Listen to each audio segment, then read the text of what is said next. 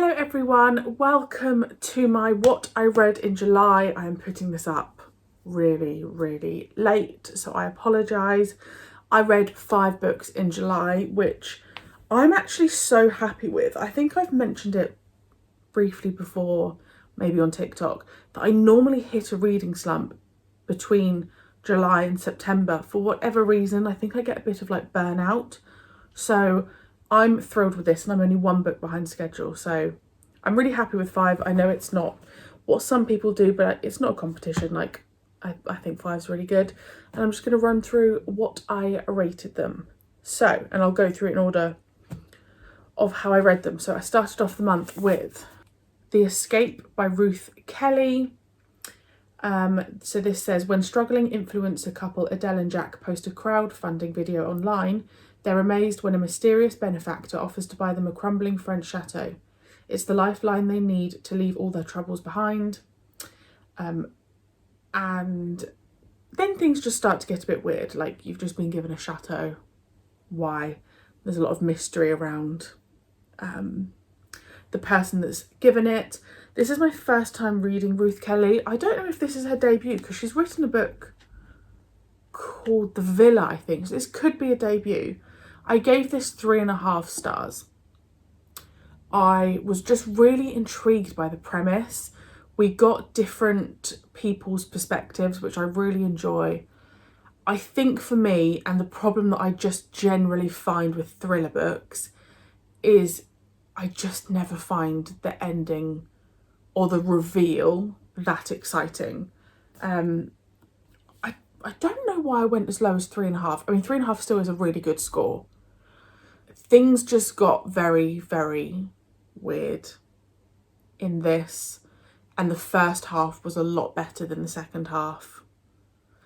But I would still recommend it. Like, I don't think I've really read a book like this, and I really want to pick up her next book, The Villa, or whichever one came next, because it did hook me. But there's just also some really annoying moments, like you've been given a chateau and you're just going to go along with it. You'd question it, right? So yeah, 3.5 stars. Then I read Never Lie by Frida McFadden. I feel like this is a very controversial book at the moment. So the only Frida McFadden books I've read are the Housemaid series. Guys, I really liked this. I know some people absolutely hate it. I was hooked. Now, I will say it's very Frida McFadden, meaning if you've read the Housemaid books, it follows a very similar storytelling, and the way that the author obviously works, things unfold in... Not unfold, that's not the right word. I don't know how to explain it. But if this book came without an author's name, you'd know it was Frida McFadden, just because of how she writes and the pattern of the story. I gave it 4 stars. I generally, if I have a book that I cannot put down, it normally gets a minimum of 4 stars. I did not see one of the big twists. I just didn't see it coming. And I literally gasped out loud, and that rarely happens for me. So I was hooked. I think I went with 4 stars just because it was a typical Frida McFadden book. Like, I worry that if I were to continue reading her books, which I do want to, would it just become a bit samey? I don't know. But I still thoroughly enjoyed this book. Then I had a reread. I don't reread books. I just don't do it. I think I maybe reread like The Deathly Hallows when I was like 18 or whatever. I don't know why I don't. I think because there's just so much out there to read. I just think I don't want to waste my time rereading. And I guess I worry about not liking the book the second time round. But I decided to reread Normal People by Sally Rooney. Now, I may have been influenced by the fact that I think they're doing another series. And I just wanted to give it a reread. So I read this during the hype. So they just released Normal People, the series. I then decided to read the book before I watched the series. I was hooked. I was obsessed with Paul Mescal, as many of you probably are. And I remember this book just being like a shining light in lockdown. Was it lockdown? It was around then. I've given it a 4-star on reread. It was a lot slower than I remember. But that is just the story. It's the way that it is. So it gets 4 stars for that, but it also just gets 4 stars because their like miscommunication really, really stresses me out. Like, you are both madly in love with each other. And I have actually tried another Sally Rooney book, Conversations with Friends, I think. And I could not get into it. She doesn't use like speech marks or anything like that. So it does just all like slip into one paragraph. But it works in this book for me. Like, Normal People does work. But is that because I've had the visual of the series? I don't know. I can see why people don't like it. 4 stars for me because I just love the characters and Paul Mescal. The 4th book I read this month was The Mystery Guest by Nita Prose. This has been the most surprising book I have read because I absolutely loved it. I absolutely loved it. I gave it 4.5 stars. It didn't quite get the 5 because I feel like with the 5 stars I just get a feeling. I just have a gut feeling.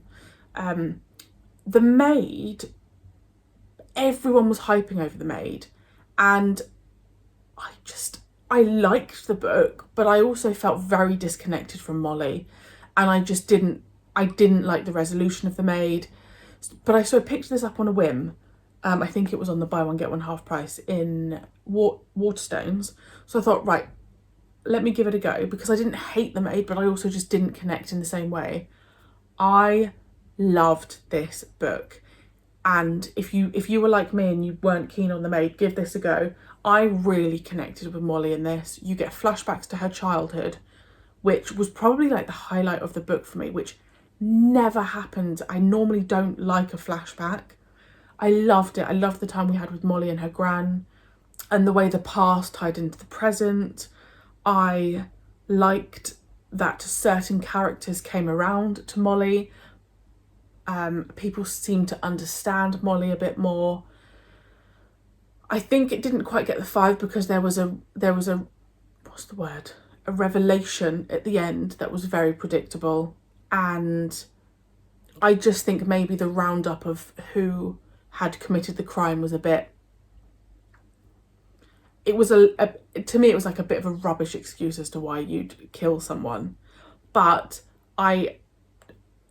honestly, I feel like loads of us this year, it may just be the people that I'm seeing on Instagram and YouTube, just aren't having the best year of reading. And this is up there for me because it was just a breath of fresh air. I could not put it down.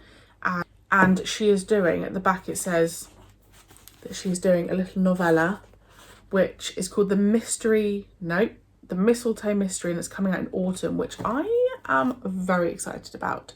So this, I feel like this has potential. Oh, another reason why it didn't get 5 stars. People were speaking about it with the first book as well, about not understanding which country it was set in. In this book, it's very clear it's American. I cannot visualise Molly as American. Like, I do not see this book as set in America. To me, this is set in London.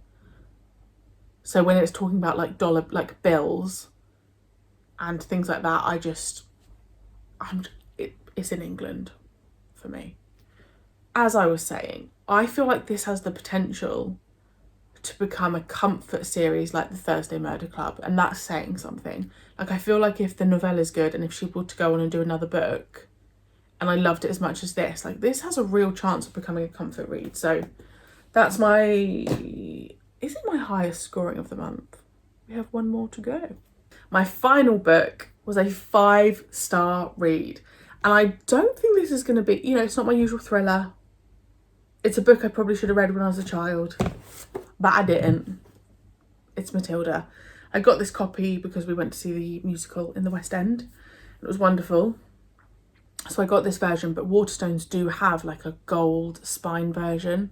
I'll try and put a picture in here, which I would like to collect because I don't think I've read Roald Dahl before. Maybe as a child, but like not from memory. Guys, if you have not read the book, you need to read it. I obviously was aware that the original film was not going to be the same as the book because obviously you have to change things. Then when you go and see the West End play, again, it's a very different version, but it's British. It's just, it's different from the film. And then you read this, the original, and it's like, oh, okay. Also, the audiobook is read by Kate Winslet, and she is phenomenal. I'm pretty sure Miss Honey in the book is like a Brummie or something. She's definitely got an accent. I just thought this was absolutely delightful. Like, it really, really just filled my soul with joy. Of course, the actual premise of the book is quite dark. Like, Matilda has parents that just don't particularly like her, neglect her, whatever else you want to call it. But the joy that comes with Matilda being who she is, Miss Honey in the book, the justice that Miss Trunchbull gets, I don't know, there was just something about this that was just so refreshing. I thought the writing was beautiful. I know that, I don't know when this was written, but I feel like sometimes, you know, we've got people like Enid Blyton who probably wrote before Roald Dahl. There are sometimes some bits in there that you couldn't write nowadays. There was nothing in here that I found offensive. I just found it a breath of fresh air. And like I said, I grew up on the film. That's, you know, it's a huge part of my childhood. Then you need to read the book. There are some similar elements, but there are also some vastly different elements. It's not long, and this, you know, like, there's illustrations which are just delightful. Let me show you the illustration of Miss Trunchbull. I mean, they cast her well in the film, right? It's just a delight, and I highly, highly recommend. And I guess also the joy that comes with this is, like, it does teach children a lesson, right? I felt like by the end of it, you're learning that it's okay to just, like, play up if it means that you're going to get justice. If you've seen the musical as well, sometimes you have to be a little bit naughty. Highly recommend. So those were my reads for the month. I actually think I had a good run. I'm currently reading 2 books.